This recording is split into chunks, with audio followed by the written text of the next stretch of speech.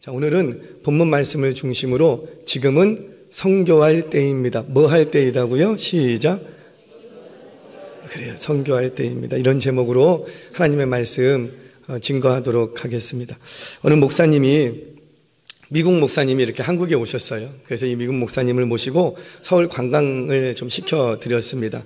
어디 가고 싶으세요? 물으니까 이 미국 목사님이 첫 번째 하는 얘기가 나 남산타워에 올라가서 야경을 좀 보고 싶다고. 왜 그런가 봤더니 미국에 있는 친구 목사님이 한국에 가면은 반드시 남산타워에 올라가서 야경을 봐야 된다고, 기가 막히다고 그 얘기를 들으신 거예요. 그래서 얼마나 아름다운가 싶어서 이 목사님께 나 좀 남산타워에 꼭 좀 데려가 달라고. 그래서 이 목사님이 미국 목사님을 모시고 남산타워에서 다 서울 야경을 쫙 보여줬습니다. 그때 이 미국 목사님이 가장 먼저 보면서 너무너무 막 감격해하면서 너무 멋져 보이는 거예요. 그러면서 했던 첫 마디가 있습니다. 뭐라 했을까요? 뭐라고 얘기는 하시는데 안 들려. 서울은 무덤 같네요. 왜 그래요? 그래요. 곳곳에 거리마다 건물마다 빨간색 십자가가 안 걸린 데가 없는 거예요. 지금이야 하얀색 십자가도 있었지만요, 몇십 년 전, 10여 년, 20년 전만 해도요, 교회마다 무슨 십자가? 색깔이 다 똑같아. 왜 빨간색 십자가예요? 그 십자가에 뭐가 묻어 있으니까. 십자가에 보혈의 피, 예수의 피가 그 십자가에 흠뻑 묻어 있고. 우리 예수님은 부활 승천하셔서 그 십자가 위에 안 계시지만, 그래서 가톨릭은 고난당하는 십자가를 갖고 있지요. 그래서 그 십자가에 항상 예수님이 못 박혀 있어요. 항상 그거를 묵상해. 그래서 사실 가톨릭의 정서는 좀 어두운 정서예요. 좀 이렇게 깔아앉아 있는 정서예요. 왜냐? 그들이 항상 보는 십자가가 뭔데? 절대 가톨릭을 제가 무시하거나 그런 건 아닙니다. 근데 그들이 보는 십자가는 십자가에 못 박혀 죽으신 예수님이 달려 계신 십자가예요. 그런데 우리의 십자가는 어떤 십자가고? 예수님이 십자가에 안 계셔. 왜 안 계시는가? 부활 승천하셨기 때문이에요. 아멘이세요? 그래서 우리의 예배는 막 가라앉는 예배가 되면 안 돼요. 우리 주님 죽음 이기시고 부활하셨는데, 죽음 이기셨으면 다 이기신 거 아니에요? 부활하실 뿐만 아니라 승천하셔서 내가 곧 다시 오겠다, 우리 하나님 우리에게 말씀해 주셨다고요. 우리가 오늘 힘들고 어렵고 괴롭고 낙심돼도 우리가 오늘도 믿음을 지키면서 살아가는 이유가 뭐라? 그 주님, 내가 너희가 본 그대로 내가 다시 오겠다. 그 주님 다시 오실 날이 점점 더 가까워졌기 때문이에요. 그래서 우리가 보는 십자가는 비어있는 십자가예요. 그 대신 뭐는 남아있고, 그렇죠, 예수님의 핏자국은 남아있는 거예요. 그래서 우리 한국 교회는 전통적으로 십자가를, 이제 빨간색 십자가를 이제 많이 걸었습니다. 근데 최근에 와서는 색깔이 뭐가 그렇게 중요하겠냐? 다 의미들이 있는데 색깔이 뭐가 중요하겠냐? 그래서 이제 하얀색 십자가도 달고 이래요. 이 미국 목사님이 남산에서 이렇게 보니까 온통 빨간색 십자가예요. 그래서 첫 마디가 뭐냐면, 와, 우리 서울은 마치 무덤 같네요. 그렇게 합니다. 여러분, 그 십자가가 어떻게 세워지게 되었을까요? 어떻게 이 작은 나라가 세계에서 두 번째로 선교사님을 많이 파송하는 그런 나라, 세계 선교의 모판자리가 됐다고요? 어떻게 해서 이렇게 될 수 있었죠? 그렇죠. 150년 전에 이 땅에 선교사님들이 오셨기 때문이에요. 만약에 선교사님이 안 오셨다면 죄송해요, 저는 좀 끔찍할 것 같아. 여러분들 150년 전 조선 땅을 사진으로라도 보신 적 있습니까? 오늘 집에 돌아가 제가 오늘 보여드릴까 하다가 그러면 더 좀 그럴 것 같아서 여러분 집에 가서 한번 돌려보세요. 150년 전 조선 딱 쳐보세요. 옷을 제대로 못 입어서요, 다 짧아. 옷이 왜 이렇게 짧아요? 미니스커트가 다들 한복이 미니스커트라고. 왜 그래요? 한 벌밖에 없었거든요. 그래서 어릴 때 어머니가 지어 입히시면 그 옷 입고 계속 크는 거예요. 근데 몸은 크는데 옷은 안 커. 그러니까 다 짧뚝해. 그렇게 살던 땅이 이 땅이었어요. 길마다 막 시궁창이었고. 그런데 그런 땅이, 만약에 선교사님들이 복음을 그때 150년 전에 안 보내주셨으면 저와 여러분들 지금 어떻게 하고 있을까요? 생각만 해도 과연 내가 살 수 있을까? 여러분, 우리가 이만큼 누리고 이만큼 살 수 있는 것, 그 땅에, 이 땅에 150년 전 선교사님들이 오셔서 복음을 전해 주셨기 때문임을 믿으시기를 바랍니다. 그거 없었다면 저희 힘들었을 거예요. 그래서 우리는 복음의 빚진 자들이에요. 특별히 구체적으로는 선교의 빚진 자들이에요. 여러분, 세계 최초로 선교하신 분이 있습니다. 혹시 누군지 아세요? 그분은 이제 한국이고요. 세계 최초로 전 인류 속에서 가장 최초의 선교사, 우리 예수님이셨어요. 하늘 영광, 그 하나님께서 어디로? 이 시궁창과 같은 곳으로, 복음의 불모진 이 땅으로 누구를 보내시고? 예수님. 최초의 선교사를 파송하셨던 분이 우리 하나님. 그 복음 들고 이 땅에 최초의 선교사로 오신 분이 예수님. 그 예수님이 저와 여러분들 안에도 있는 줄 믿습니다. 자, 오늘 선교에 대해서 이야기를 좀 하려고 합니다. 1866년 7월 25일 영국 선교본부에 이런 편지가 도착을 합니다. 나는 상당한 분량의 책들과 성경을 가지고 떠납니다. 조선 사람들로부터 받을 환영을 생각하니 얼굴이 달아오르고 희망에 부풉니다. 하나님의 말씀인 성경을 전하기 위해 미지의 나라로 떠나는 나의 노력을 언젠가는 반드시 인정해 주리라 믿으며 나는 갑니다. 바로 토마스 선교사님이 영국 선교본부로 이 편지 한 통 보내고 이 땅으로 오시게 됩니다. 본래 이 토마스 선교사님은 조선의 비전이 있던 분이 아니셨어요. 그저 중국 선교의 비전이 있었습니다. 이미 그때는 중국이 선교사들이 많이 들어갔던 시기였거든요. 그 땅에 들어가서 토마스 선교사님도 난 중국 땅에 들어가 선교할 거다. 아직 그때까지는 조선은 어둠이었어요. 복음이 전해지지 않고 있었어요.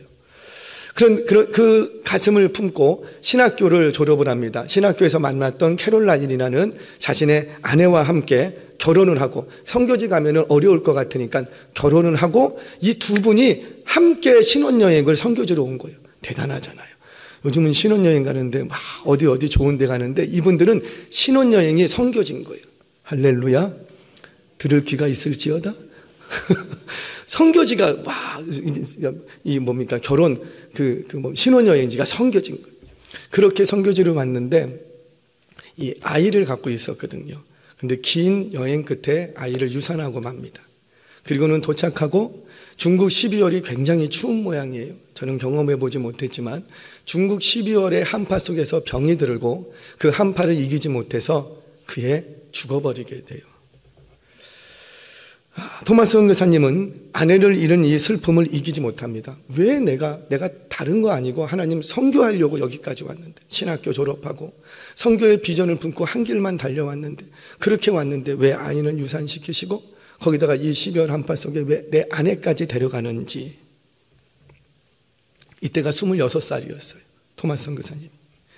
그렇게 이기지 못하고 이제 본국으로 돌아오게 됩니다. 그리고는 한동안 영적 침체에 빠지게 돼요. 그래서 이제 선교지를 놓고 그냥 손을 놔버렸어요.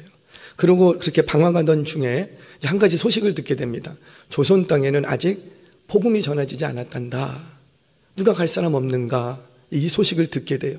그때 다시 선교사님 마음속에 선교에 대한 열정이 일어납니다. 그리고는 지난날의 아픔과 슬픔을 다 떨쳐버리고 조선 선교의 길을 택하게 됐던 거예요. 그때 잠시 이 땅에 들어와서 한 3개월 정도 이렇게 머물면서 한국의 조선의 문화 그리고 조선어를 조금 배우게 됩니다. 그리고는 다시 본국으로 돌아가요. 본국으로 돌아가서는 내가 조선으로 가겠습니다. 그래서 좋은 책들, 그때 있었던 많은 책들과 성경을 싣고 이제 제너럴 셔머론을 타고 오게 됩니다. 그게 바로 그 선교사에서 유명한 제너럴 셔머론 사건이었어요. 자, 편지 한 통 영국 선교본부로 딱 보내고는 그냥 자기는 배 타고 와버린 거예요. 얼마나 마음이 뜨거웠는지 이제 본격적으로 조선 땅에 복음을 전할 수 있게 됐다라는 그 생각 때문에 그 마음이 너무 주체할 수가 없더래요. 그렇게 많은 책과 성경을 준비해서 부푼 가슴을 안고 조선 땅을 향했습니다. 그런데 조선 땅을 밟기도 전에 대동강변에서 이 관군들이 쏜 이 폭격으로 인하여서 공격으로 인하여서 제너럴 셔머너가 침몰하게 돼요. 토마스 선교사님이 이 침몰하는 배에서 성경책을 꽉 붙듭니다. 그렇게 침몰하는 배에서 어떻게 성경책을 좀 건져냈어요. 건져내고는 어찌어찌 해갖고 조선 땅에 들어옵니다. 한 마을에 들어가. 그리고는 그곳에서 성경을 전하기 시작하는 거예요.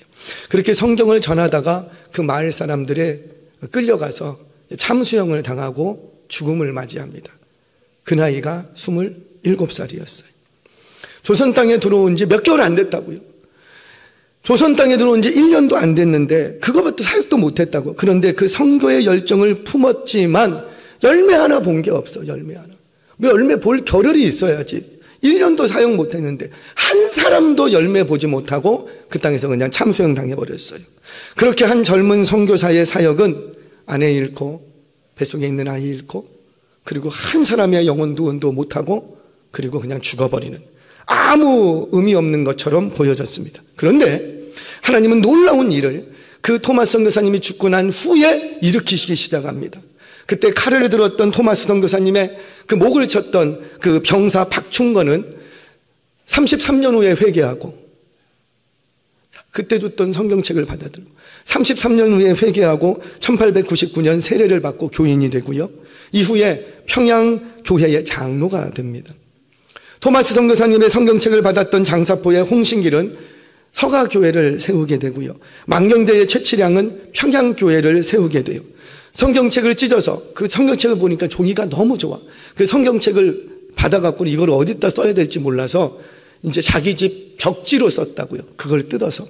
그 벽지로 사용했던 영문주사 박영식은 자신의 집을 널다리 교회 예배 처소로 내놓게 됩니다.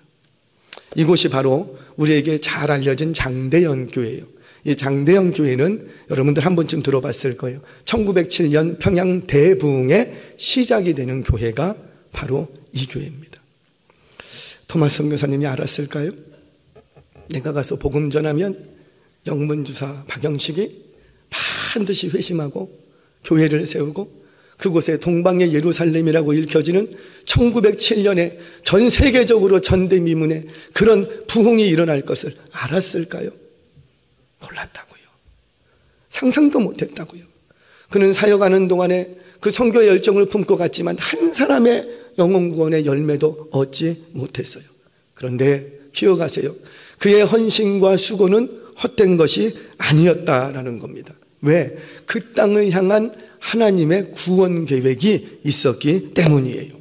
조선을 향한 하나님의 구원 계획을 깨달은 이 한 젊은이의 헌신은 오늘날 한국 전체, 서울 전체를 십자가로 물들게 만드는 세계 선교의 모판자리가 되게 하는 놀라운 열매로 지금 보여지더라는 거죠. 이 모든 역사가 바로 선교의 열정을 가졌던 한 사람으로부터 시작되었습니다. 저는 계속해서 말씀을 준비하면서 코로나 팬데믹 이후에 주춤하고 있는 우리의 선교의 열정을 다시 깨우기를 바랍니다. 우리 교회 그동안 선교를 많이 해왔는데 전도와 선교를 끊임없이 했는데 전도하면서 선교의 지경도 넓어지기를 바랍니다. 다시 한번 우리 안에 잠자고 있는 묶여있는 선교의 열정을 오늘 말씀을 통해서 다시 일으키시는 그런 은혜가 있기를 주의 이름으로 축원합니다. 오늘 선교에 대해서 두 가지만 얘기할게요. 두 가지만. 도대체 선교가 뭔가? 두 가지만. 첫 번째, 선교는 기억하세요. 성령께서 주도하시는 역사예요. 왜 여기는 아멘 안 하세요? 다시 합니다. 선교는 성령께서 주도하시는 역사예요. 선교는 내가 기도하고 내가 결단하고 내가 헌신하는 것 같지만 선교는 내 돈 들여서 막 하는 것 같지만 선교는 내가 하는 것이 아니라 누가 하시는 것이다? 성령께서 하시는 거예요. 자, 우리 성경 봅니다. 6절, 7절 말씀 같이 읽겠습니다. 시작. 성령이 아시아에서 말씀을 전하지 못하게 하시거늘 그들이 부르기아와 갈라디아 땅으로 다녀가 무시아 앞에 이르러 비두니아로 가고자 애쓰되 예수의 영이 허락하지 아니하시는지라. 아멘. 자, 이게 무슨 말이냐면 바울이 지금 2차 전도 여행을 시작을 했습니다. 바울이 계획하는 것은 이번 선교 여행을 통해서 1차 선교를 했던 소아시아 지역인데요. 이 아시아 지역 1차 선교를 했던 그 지역을 다시 순회하고 교회들을 좀 돌아본 다음에 조금 더 확장하기를 원했어요. 그래서 이쪽 이 소아시아 쪽으로 더욱더 확장해서 선교하기를 계획을 했습니다. 그런데 그렇게 열심히 기도하고 달려가는데 이 선교의 길이 안 열려. 길이 안 열려. 여러분 지금도 그렇지만은 고대에도요 어떤 표시는 안 나지만 국경이라는 게 있다고요. 그 국경을 넘어가려면 뭔가가 필요해. 특별히 여기는 로마의 속국이기 때문에 지역 하나를 넘어가려면 뭔가 패스워드가 필요한 거예요. 요즘도 우리가 비자, 여권이 필요한 것처럼 뭔가 증명서가 있어야 안전하게 뭔가를 통과하고 다닐 수가 있다고요. 그런데 그렇게 준비해도 비자 문제가 해결이 안 돼. 여권 문제가 해결이 안 돼. 그런 거예요. 자꾸 길이 막히는 거예요. 여러분, 내가 하나님의 일을 하려고 한다고. 전도하려고 하고 선교하려고 하는데 길이 안 열려. 그런데 이 길을 막으시는 분이 누구시더라? 성령님이 길을 막으신대요. 성령님이. 여러분 기억하세요. 내가 비록 하나님의 비전을 품고 선하신 뜻을 가지고 움직여도 길이 안 열릴 수도 있다는 거예요. 왜 그렇게 기도하면서 달려가는데, 이거 분명히 하나님 기뻐하시는 일이는데, 이거 선교하는 거 하나님이 기뻐하시는데 왜 길이 안 열리는 거예요? 바로 선교를 주도적으로 끌고 가실 분이 누구시기 때문에. 그렇죠. 성령 하나님이기 때문에. 내가 원하는 대로, 내가 원하는 시기에, 내가 원하는 방법대로 일했을 때 일이 잘 이루어지면 그건 누가 하는 것이 되고, 자꾸 내가 하는 것처럼 내가 뭔가 열심히 있고, 내가 먼저 지식이 있고, 내가 먼저 계획이 좋아서 내가 뭔가를 잘해서 이루어진 것처럼 착각할 수가 있는 거예요. 오해할 수가 있는 거예요. 그래서 우리 하나님께서는 선교에 관련되어서는 반드시 누가 주도적으로 하시고, 하나님의 시기와 하나님의 방법대로 이루어 가시더라는 거예요. 왜? 이 일을 누가 주도적으로 하셔야 되기 때문에. 그렇죠. 성령님이. 그래서 여러분 기억하세요. 혹시 내가 선하신 뜻을 품고 하나님 앞에 헌신하며 달려가도 길이 안 열릴 때도 있어요. 자, 그렇다면 그때는 낙심하지 마시기를 바랍니다. 내 생각대로 일이 안 되면, 하나님께서 다른 생각이 있으신가 보다. 내가 이때를 준비해서 열심히 달려갔는데 지금 왜 길이 안 열리지? 아직 하나님의 때가 아닌가 보다. 내가 이렇게 했는데, 이렇게 준비했는데 왜 하나님께서는 길을 안 열어주시지? 우리 하나님이 다른 길이 있으신가 보다. 왜? 이 선교 사역은 누가 주도해야 되니까? 하나님. 사랑하는 여러분, 그렇게 믿으시고, 혹시 여러분들이 믿음을 갖고 열심히 달려가도 그 길이 막힐 때 낙심하지 마시기를 주의 이름으로 축원합니다. 자, 그렇게 성령께서 바울의 선교 사역을 가로막습니다. 그리고는 어디로 인도하시느냐? 결국에는 마게도냐 지방으로 인도하시는 거예요. 즉, 이 선교의 일은 내가 하고 싶은 대로 가는 것이 아니라 부르심 있는 곳으로 가는 것이. 우리 선교사님들로 파송되는 분들을 이렇게 만나면 처음에 시작할 때는 다 똑같아. 어떻게 기도하세요? 나 어디를 놓고 기도하고 있습니다. 심지어 어떤 분들은요, 그 지역으로 파송되는 교회를 찾고 있습니다. 막 이렇게 얘기를 해요.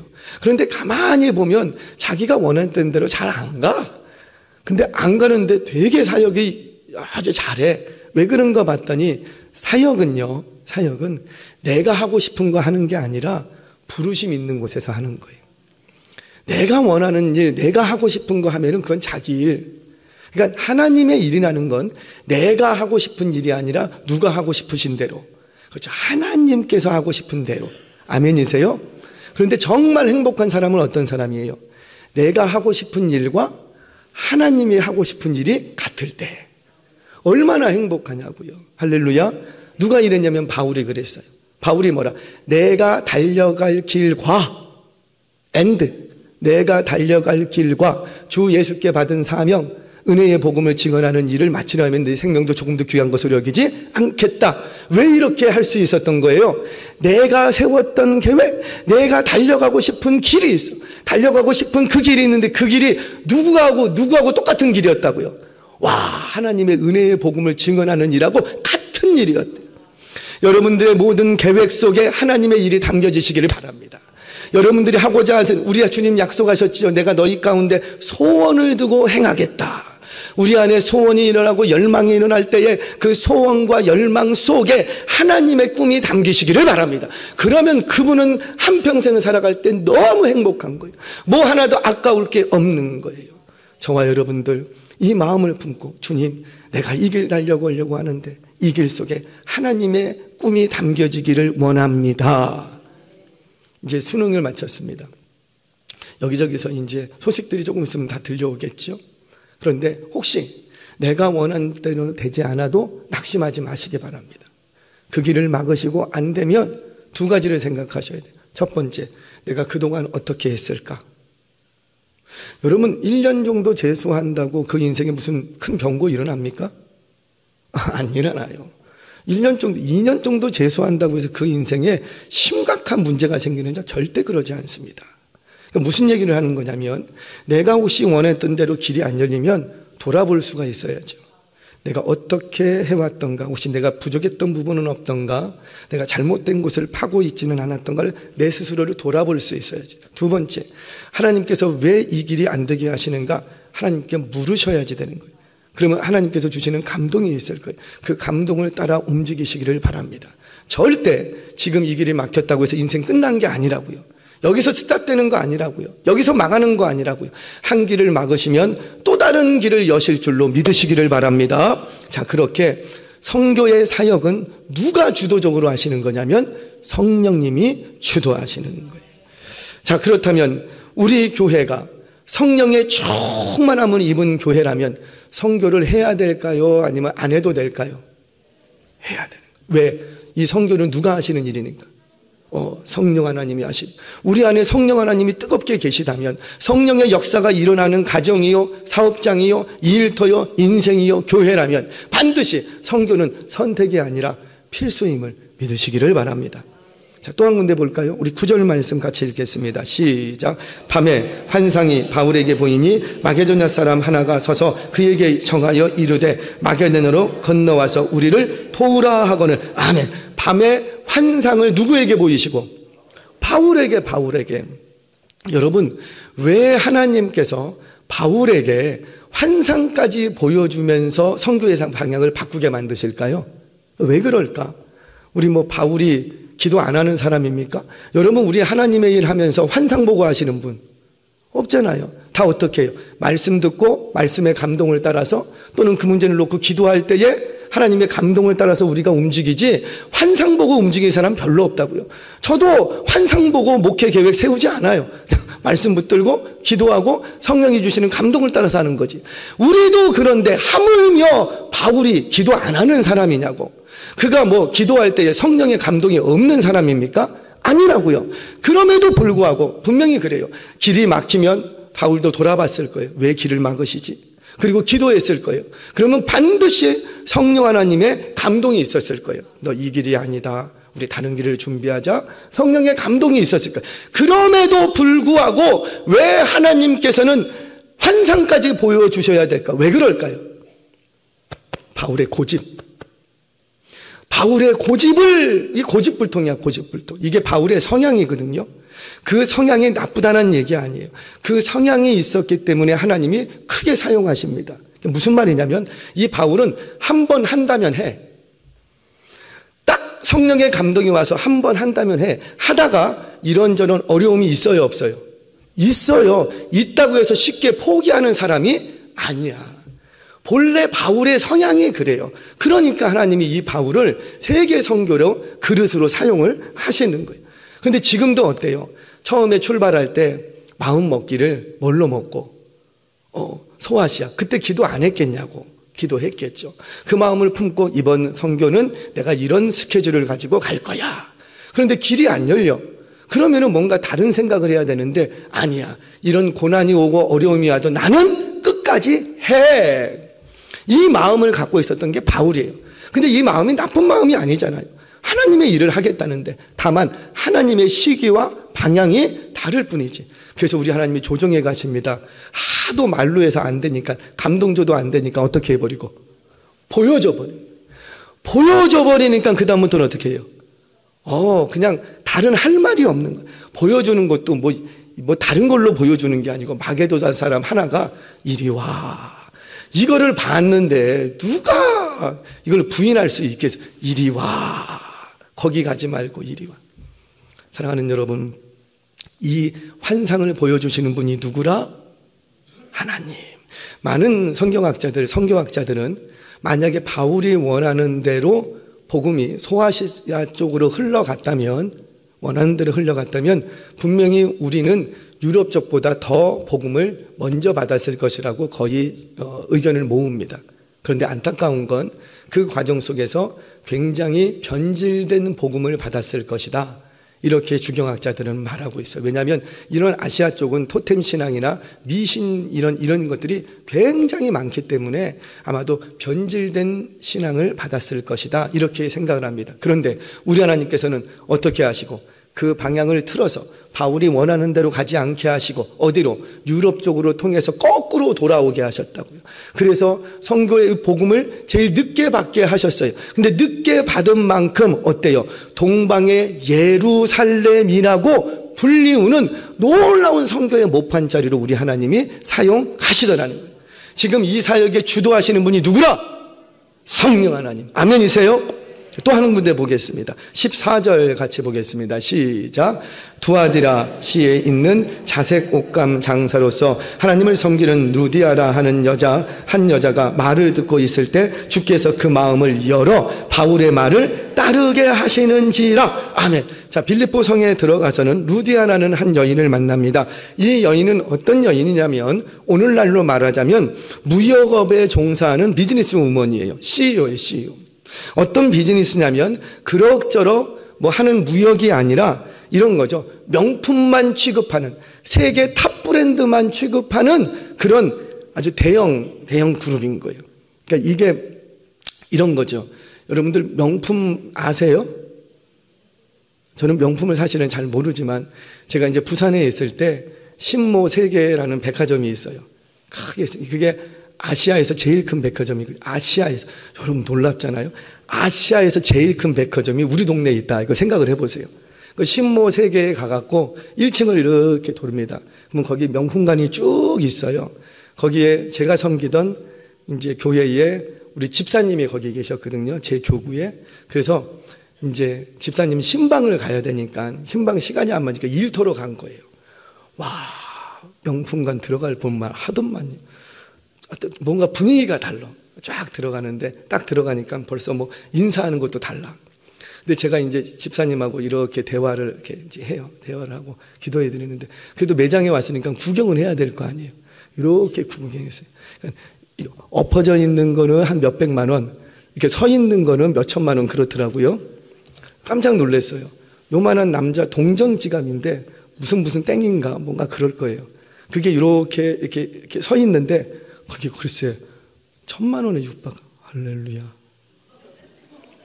그런 명품을 취급하는 세계 최고의 브랜드만 취급하는 무역하는 장사꾼이 누구냐면은 루디아예요. 그러니까 이 루디아는 그냥 그런 CEO 정도가 아니었다라는 거예요. 전 세계를 다니면서 먼저 얘기합니다. 이 자주색이라는 것은 로마 시대 때에 왕족과 귀족만이 소유할 수 있는 색깔이었어요. 로마 법으로 딱 정해져 있어요.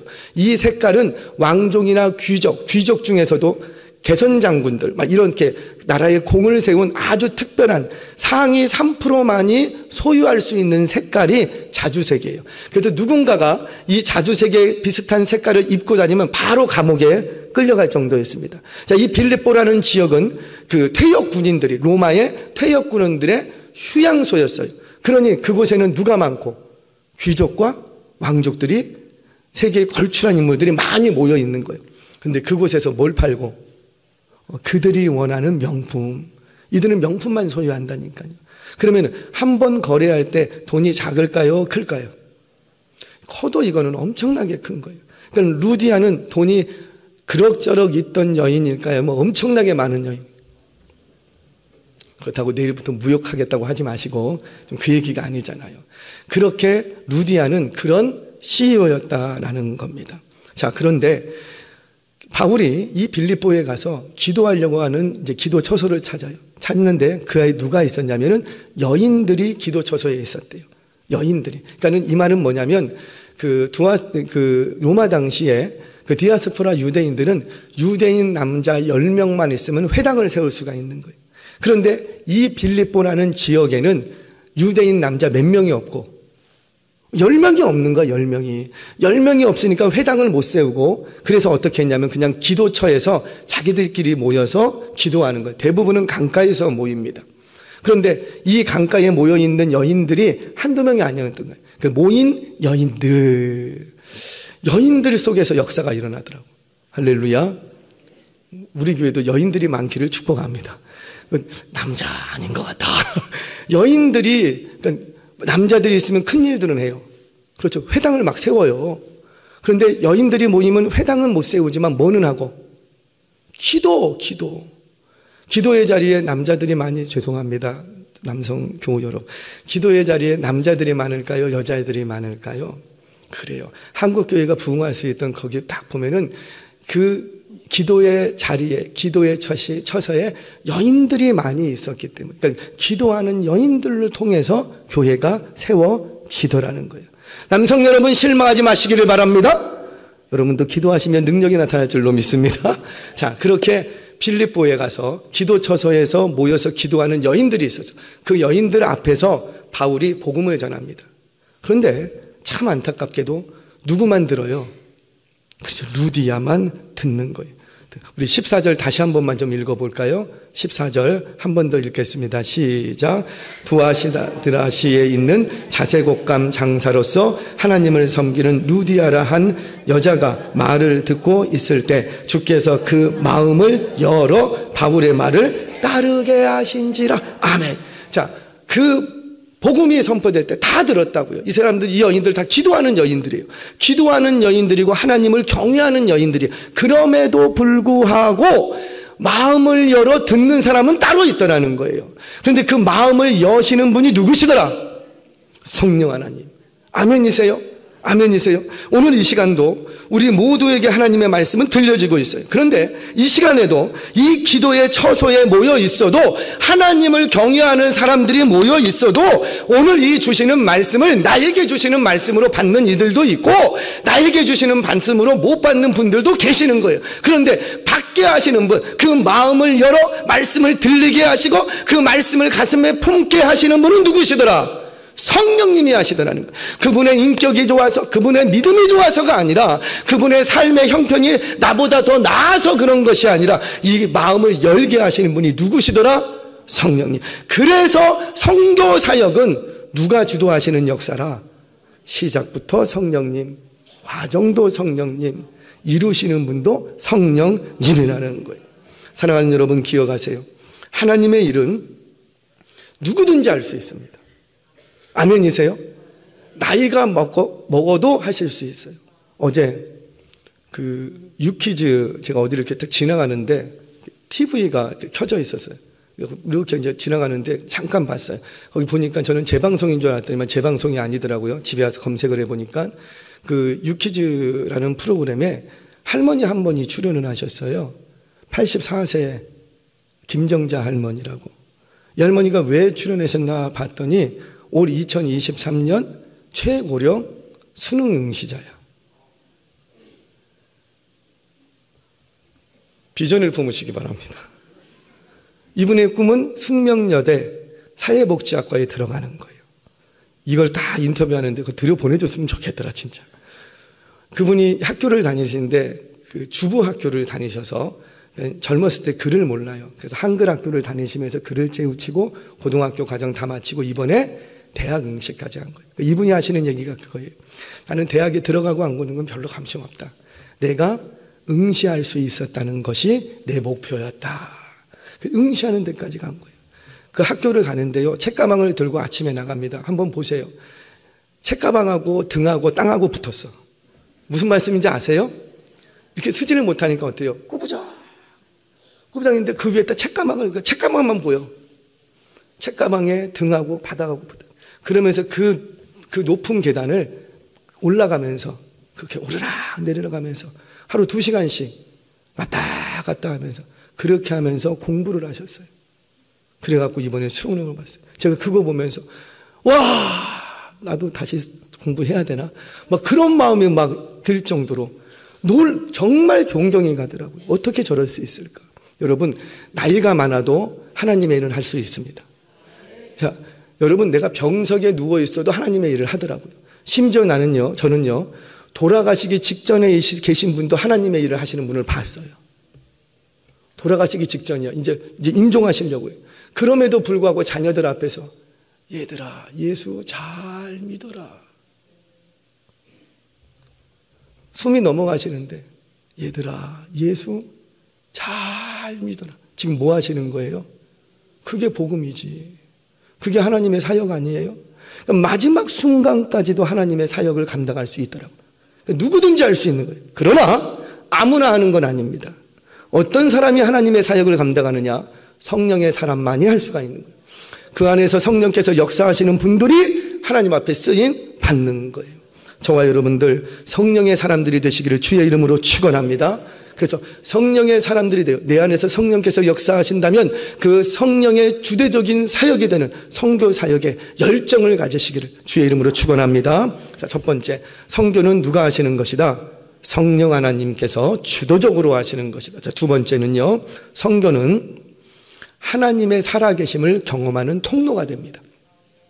그러니까 우리가 신앙생활에도 하나님의 사역을 이렇게 경험할 수 있어요. 그런데 선교에 헌신할 때 놀라운 일들, 더 크고 위대한 일들을 보게 되는 거예요. 선교사님들의 편지가 옵니다. 제가 직접 받은 건 아니에요. 선교본부로 이렇게 편지를 보내요. 근데 그 편지 속에 어떤 내용들이 있냐면, 여러분, 물이 포도주가 되는 사건이 실제로 일어났다고 믿으십니까? 한 세 분만 믿으시는가? 물이 포도주가 되는 사건, 예수님 당시에 가나 혼인 잔치에서 물이 포도주로 바뀌잖아요. 믿으십니까? 선교지에서 그런 일들이 일어납니다. 가보시면 경험하셔야 돼요. 선교지에는 실제로 물이 포도주가 되는 사건들이 일어나요. 물이 못 먹어. 더러운 물이에요. 못 먹는 물인데 거기에 선교사님이 기도하면 먹을 수 있는 물이 돼요. 지금도 그런 역사가 어디서 일어나냐면 선교지에서 일어난다고요. 아멘이세요? 죽을 병에 걸린 이들을 안수하여 치료하면은 그 자리에서 살아나. 안진뱅이가 그 자리에서 일어난다고요. 근데 이런 역사들이 어디서 주로 많이 일어나냐면 선교지에서 많이 일어나. 왜? 하나님께서 보여주셔야 될 게 있거든. 내가 이 땅을 사랑하고 있다고. 이 땅에 이제 하나님의 나라가 도래했다고. 너희들 민족 가운데, 너희 나라 가운데, 너희 마을 가운데 하나님의 나라가 도래했다고. 이것을 직접 보여주시려고 선교사님들을 통해서 지금도 선교지에서는 놀라운 역사들이 일어납니다. 그러니까 정말 우리가 우리의 지금 있는 신앙에서 안주하지 아니하고 하나님의 역사를 정말 체험하기를 원한다면 우리 안에도 뭘 품어야 되겠다? 선교의 열정을 품어야 하는 거예요. 우리 한번 성경 볼까요? 정말 그런지 11절 말씀 같이 읽겠습니다. 시작. 우리가 드로아에서 배로 떠나 사모드라게로 직행하여 이튿날 네아폴리로 가고. 아멘.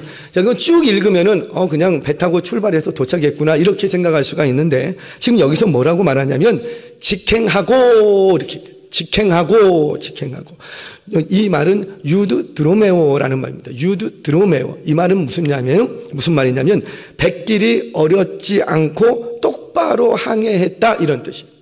여러분 고대예요. 여러분 나침판이 없던 시대라고요. 지금처럼 항법 뭐 이런 게 없던 시대라고요. 이 나침판은 서양에서 13세기에 발견돼서 통용되잖아요. 그러니까 지금 1세기라고요. 1세기. 나침판도 없고 무슨 항법 장치 그런 거 하나 없어. 그러면은 이 백길을 가려면은 오로지 뭐만 보냐면 밤에는 별만 보고 가야지 되고 낮에는 지형지물을 보면서 가야지 돼요. 그런데 구름이 끼었어. 그럼 한밤중에 구름 끼면 어디로 가야 될지 알아요? 몰라요? 몰라요. 비바람 불고 태풍 불면 더 몰라. 이 배를 한 바퀴 뒤집어 버리면 어디가 동이고 어디가 소고 어디가 앞인지 잘 몰라. 그래서 풍랑 만나면 계속 돌다가 그리고 어찌어찌 가는 거예요. 그런 시대라고요. 그런데 배를 탔는데 마게도냐로 건너와라 이 손짓 하나 보고 움직였더니 하나님께서 그 배를 어떻게 하시고 백길을 따라 직행하게 하셨다는 거예요. 이거 누가 하시는 거예요? 하나님. 이건 하나님이 하셨다고밖에 말할 수가 없는 거예요. 하나님이 하시는 거예요. 앞에서 살펴봤죠. 소아시아로 가려고 할 때는 길이 막혀. 그런데 환상을 보고 움직였더니 길이 열려. 이거 누가 하시는 거예요? 하나님께서 하나님의 선교 열정에 순종하며 갈 때에 하나님께서 여러분들의 인생도 직행하게 해 주실 줄로 믿으시기를 바랍니다. 나 좀 직행하는 인생 되고 싶다. 그러면 어떻게 하면 돼요? 선교의 열정을 다시 품으시면 된다는. 선교지에 가면 놀라운 준비하심, 하나님의 일하심이 경험돼요. 제가 한 가지 이야기를 좀 하겠습니다. 제가 이제 부교육자로 있으면서 이제 딱 갔더니만 고등부 사역을 하게 됐어요. 그 교회가 한 1,500명 뭐 이렇게 작년 출석하는 그런 교회인데, 공동체가 고등부가 그렇게 많지 않은데 한 30명 요 정도 이렇게 모여서 예배드리는 공동체인데 저한테 맡겨졌어요. 그래서 올해는 우리 일본으로 단기 선교를 떠나자. 일본으로. 그랬더니 주변에서 부장 선생님부터 시작해서 우리 권사님들 뭐 다들 얘기하시는 거예요. 선생님들이 저한테 와서. 제가 부임한 첫 해에 그렇게 갔거든요. 저한테 하는 이야기가 목사님이 아직 모르시는 모양인데 우리 교회는 여지껏 제주도도 한번 못 가봤습니다. 그러는 거예요. 제주도도 한번 못 가봤. 그런데 제주도도 한 번도 못 가봤는데 우리 장년들이 제주도도 한 번 못 가봤는데 아이들이 일본까지 간다고요? 일주일 단기 선교를 떠나면 비용이 얼마나 많이 들어요. 그 체류비 물가도 비싼데 이거는 어린 반푸던치도 없습니다. 갈 애들도 없지만 어려울 겁니다. 저한테 딱 그러는 거예요. 근데 저는 주신 마음이 있어서 뭐 한번 알겠습니다. 기도하고 한번 해보죠. 그래갖고 오픈을 해서 딱 모집을 했어요. 모집했더니 고등부 학생 20명이 모집이 됐어요. 20명. 근데 자기들이야 뭐 단기 선교 간다니까 좋으지만은 이제 누가 힘든 거예요? 보내야 되는 엄마 아빠가 마음이 힘든 거야. 애가 간다고 하는데 마음이 힘든 거예요. 마음이. 일본이라는 나라는 아시는 대로 우리 선교사님 오셔서 얘기했지만 신사가 많아요. 신사가. 치안은 안전한 편인데 신사가 많아서 그러니까 사람보다 우상이 더 많다고 하는 동네가 일본이라고. 일본. 곳곳에 신사예요. 아이들을 데리고 이제 가려고 하는데 체류 비용이 만만치 않아. 기도하는데 도저히 이게 금액이 이게 돈이 안 나올 것 같아. 계속 기도합니다. 그런데 한 분이 2천만 원을 내놨어요. 한 집사님 한 분이 2천만 원을 내요. 목사님 이걸로 애들 보냈으면 좋겠습니다. 그랬더니 선생님들도 같이 가겠다고. 오지 마. 끝났어. 오지 마. 그래갖고 제가 20명을 데리고 저 혼자 갔어요. 여러분 고등학생들이에요. 남자아이들 여자아이들 20명 끌고 혼자서 이국 땅에. 저도 일본어 못하거든요. 근데 와타시와 이카게 지마이니 니혼어로 벤교시 하지메 마시다. 니혼어로 벤교시가 오모시로데 뭐 요거밖에 못해요. 그런데 그 땅에 가서 내가 할 수 있는 게 뭐가 있냐고. 아무것도 없어요. 근데 믿음 가지고 선교사님 댁에 딱 가서 아이들을 조를 짜서 풀어놨어요. 그러면서 미션을 딱 준 거예요. 아이들한테 보낼 때는 일본은 카드 하나만, 교통카드 하나가 있으면은 지하철, 버스 다 타고 다닙니다. 그거만 있으면 돼요. 그거 한 장만 딱 줬어요. 그리고 이제 그 점심 먹을 수 있는 돈, 그것만 딱 주고 너희들 어디 팀을 짜서 어디 가서 그 신사 앞에서 기도하는 사진을 찍고 와라. 그게 이제 미션인 거예요. 뭐 할 수 있는 게 별로 없어. 그래서 아이들을 풀어놨어. 풀어놨는데 어떤 아이들은 잘 갔다 온 아이들도 있고 어떤 팀은 갔다 왔는데 와 집을 못 찾아오는 거예요. 전화도 안 돼. 전화로 어떻게 해야 될지도 모르겠고 전화도 안 돼. 뭐 핸드폰 뭐 그런 거 다 없으니까 애들이. 그러니까 어떻게 돼요?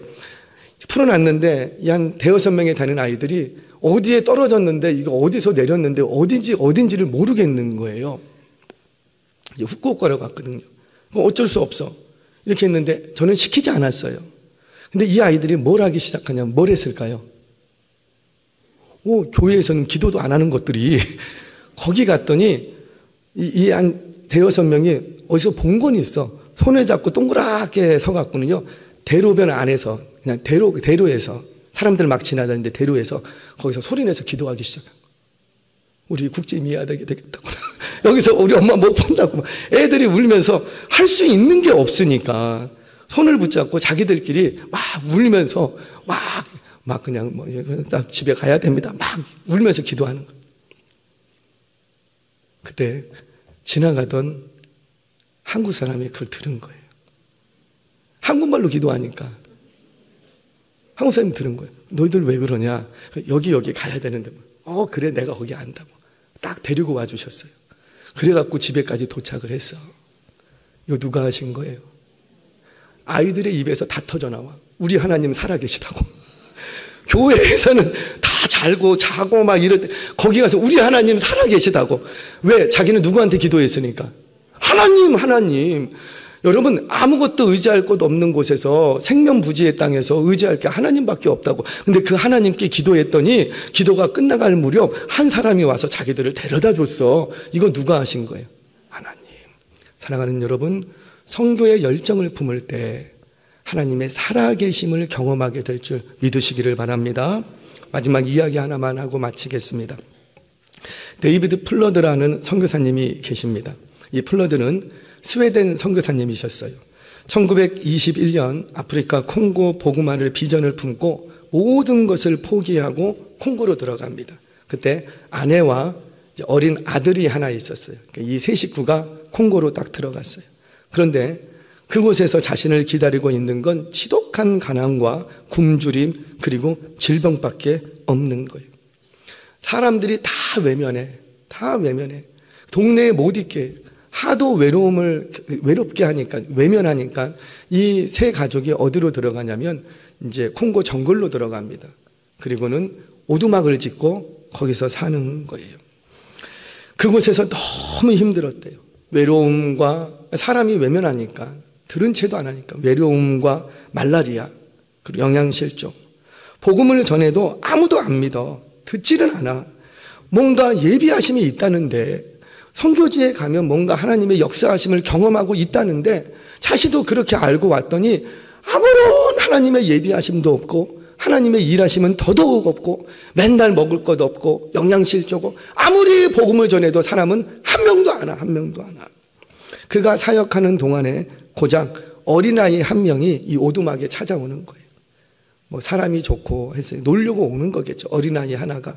주일이면 그래도 그 어린아이 하나가 와서 예배를 합니다. 그러다가 27살밖에 되지 않은 아내가 둘째 딸을 출산하고 7일 만에 콩고 땅에서 죽고 말아요. 병에 걸린 거예요. 풍토병에. 7일 만에. 아무리 복음을 전해도 주일이면 예배 드리러 오는 사람 몇 명? 한 명. 그것도 어린아이 한 명. 계속되는 이런 어려움에 견디다 못해서 이 플러드 선교사님이 폭발하게 됐어요. 분노의 집사입니다. 도대체 하나님 나에게 왜 이러십니까? 내가 하나님 나라를 위해서 선교하기 위해서 이 땅에 왔는데 아내와 아들과 함께 왔는데 하나님 예비하심이 있다면서요. 예비하심이 있다시는데 하나님의 살아계심을 경험한다면서요. 그런데 왜 나에게는 이렇게 하십니까? 내가 사랑하는 내 아내 27살밖에 안 된 내 아내를 왜 데려가십니까? 분노가 쌓인 거예요. 분노가. 그래서 견디다 못해서 선교지를 떠나버립니다. 그리고 그 땅에서 출생했던 그 딸은 그 땅 콩고 선교본부에 던져버리고 그냥 아들만 데리고 돌아와 버려요. 왜? 얘 때문에 자기 사랑하는 아내가 죽은 거예요. 너무 아프니까 이 땅이 싫은 거예요. 그리고 거기서 출생한 아이를 그 땅에 버려버리고 선교본부의 고아로 버려버리고 아들만 데리고 본국으로 돌아왔어요. 그리고는 두 번째 이제 아내를 재혼을 합니다. 만났습니다. 그런데 이때쯤 플러드는요 이미 하나님을 버렸어. 하나님이 없다는 거예요. 아니 선교 사역에 헌신했던 사람이야. 근데 하나님이 없다는 거예요. 그리고는 알코올 중독에 빠져서 폐인이 되어버립니다. 이대로 죽으면 어떻게 될까요? 천국 간다고 말하기가 어려울 것 같다. 그런데 참 하나님의 섭리는 참 신기하죠. 그렇게 폐인이 되어서 74세가 됐어요. 74세. 그때 40년 만에 콩고에 버려뒀던 그 딸이 자기를 찾아옵니다. 그리고는 소식 하나를 전해주는 거예요. 아빠가 콩고에서 복음 전했던 딱 그 한 사람, 그 콩고 어린이가 콩고에서 목사님이 됐다. 그리고는 그 목사님은 복음의 불모지 콩고 땅에 교회를 많이 세우고 있다. 지금은 10만 명의 크리스찬이 콩고 땅에 있다. 32개국, 32개국의 선교사를 파송하는 콩고가 됐다. 아버지가 한 일은 아무것도 아닌 게 아니라고. 아버지가 한 거는 열매가 없는 것이 아니었다. 아버지가 한 일은 하나님의 예비하심이 없는 게 아니었다. 이 말을 전해주고 떠나요. 그러자 그 순간 성령 하나님께서 이 무너져 있는, 중독에 빠져 있는, 폐인이 되어 있는 이 플러드 선교사님의 마음에 다시 오십니다. 그리고 그 마음을 회복시키시고 치유하시고 다시 선교의 열정을 품게 하시고 6개월 후에 데려가셨어요. 사랑하는 여러분, 사람은 지나가도 하나님의 비전은 이루어집니다. 나를 통해서 열매 맺지 못해도 반드시 하나님, 나는 그저 스쳐 지나가는 바람 같은 존재일지 모르지만 그 스쳐간 그 자국 위에는 우리 하나님이 반드시 하나님의 역사를 이루시더라는 거예요. 선교사역, 나는 실패한 것 같고 나는 열매 하나도 먹지 못한 것 같고 그럴지라도 하나님의 선교는 반드시 하나님이 이루시는 거예요. 하나님께서는 지금도 그 한 사람을 찾고 계십니다. 국내를 향해서 선교하는 것을 우리는 전도라 그래요. 타 문화권을 향해서 미전도 종족을 향해서 선교하는 것을 우리는 전도라 그래요. 선교라 그래요. 하나님은 지금도 그 한 사람을 찾고 계십니다. 하나님의 선교 사역을 위해서 헌신할 그 한 사람, 아무것도 없어도 된다고요. 아무것도 배우지 못해도 괜찮다고요. 내 안에 뭐만 있으면, 성령께서 역사하시는 뜨거운 선교에 대한 열정만 있으면 하나님이 그 사람 통해서 놀라운 일을 해 가시는 거예요. 바로 저와 여러분이, 우리 교회가 그 한 사람 되시기를 축복합니다. 지금은 막막해져도 내가 뭐를 해야 될까? 지금 나이가 내가 몇 살인데, 우리는 내가 할 줄 아는 게 없고 내가 배운 것도 없는데 내가 지금에 와서 무슨 선교를 할까? 낙심하지 마시라고요. 우리 안에 주시는 성령의 감동을 따라서 선교의 마음을 쏟으면 나머지는 하나님께서 하실 줄로 믿습니다. 지금 당장 내가 뭘 해야 될지 모르고, 지금 당장 내 눈앞에 열매가 보이지 아니한다 할지라도, 쓸모없이 보여지는 일이라 할지라도 오늘 선교의 씨앗을 심으십시오. 작게라도 선교의 씨앗을 심으십시오. 그렇게 심으시면 앞으로 10년 후, 앞으로 30년 후 우리는 지나가고 없을지라도 우리 하나님은 그 땅에서 반드시 선교의 열매를 보게 해주실 줄로 믿습니다. 장차 여러분들이 심은 씨앗이 앞으로 10년 후, 30년 후 그 한 영혼을 통하여서 하나님의 놀라운 선교 사역가 확장되는 꿈을 꾸시고, 오늘 다시 한번 성령에 매여 선교 사역에 마음을 쏟을 수 있는 저와 여러분, 우리 교회 되어지시기를 주의 이름으로 축원합니다.